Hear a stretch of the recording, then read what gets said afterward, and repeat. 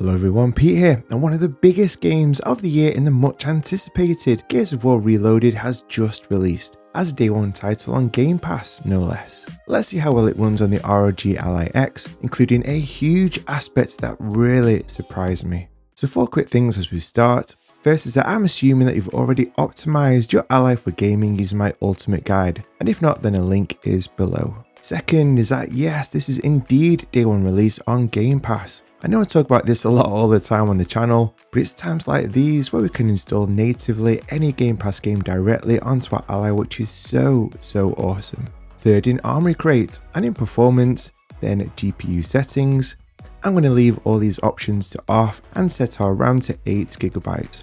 But let us know in the comments if you find changing any of these gives us better performance. And 4 is let's head into the AMD app, then performance, then overlay on the right, and let's enable metric overlay to give us an accurate FPS reading. So let's load up the game, select gamepad mode, there's a dependency installer pop-up. One great thing about Windows is yes, of course, we can play games requiring anti-cheat, and we're in the game. So after the epic intro cutscene, let's start by dropping down to the 17W performance mode, which is obviously the best for battery life if we're not near a charger. And on the default settings, we're hitting around the 60 FPS mark already, which is super impressive. Let's quickly head into settings and graphics, and the default is on medium with the inbuilt FSR 3.1 already enabled, which is on the balanced resolution scaling and medium texture quality.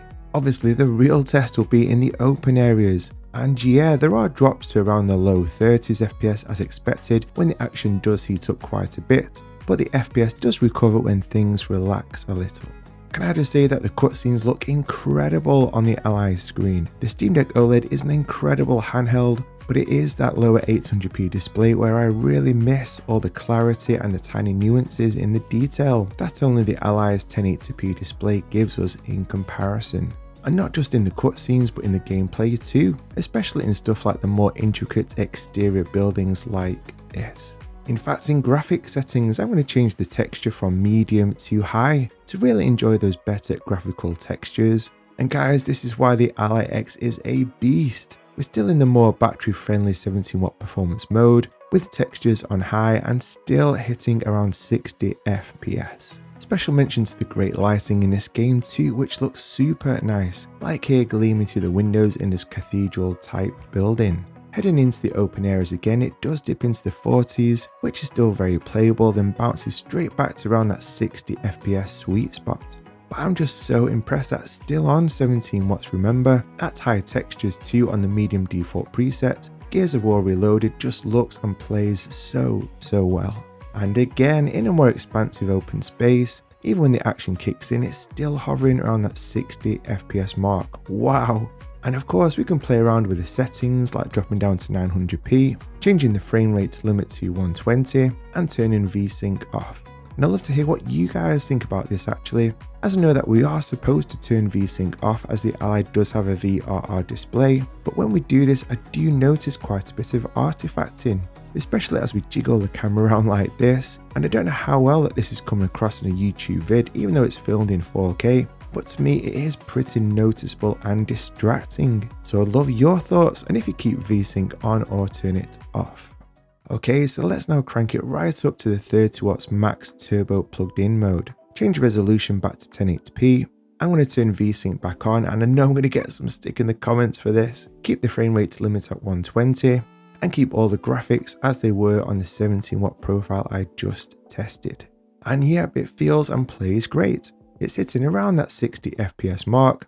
A bit later in the indoor sections, it's obviously sticking closer to that 60 FPS. And then a bit later on, back in the more open areas, it does still drop momentarily to the 40s, but is still very playable, as it does quickly bounce back to 60 even in some pretty intense action. So this is what hugely surprised me, in that for me playing Gears of War Reloaded at 30W, it really wasn't that much of a difference. Then when playing at 17W, which is crazy. I really did think that I'd have to drop the graphic settings at 17W to the lowest Mr. Potato mode, but that really is not the case at all. So for me, I'm going to swap back to 17W performance, which plays absolutely fine. whilst of course being much better for battery, and a recap of FSR 3.1 is on balanced, texture quality is on high, and everything else is set to the medium default preset.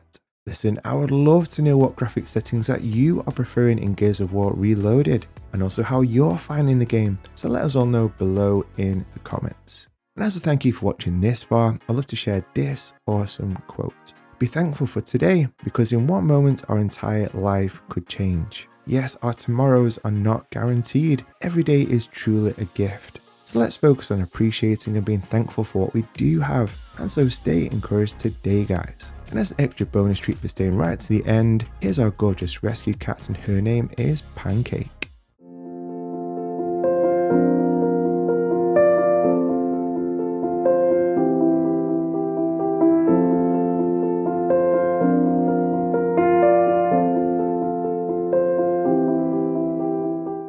New Pancake merchandise has just dropped today, in fact, with 10% off with the code PANCAKE10. So if you want more of Pancake in your life, then definitely check that out in the channel's store.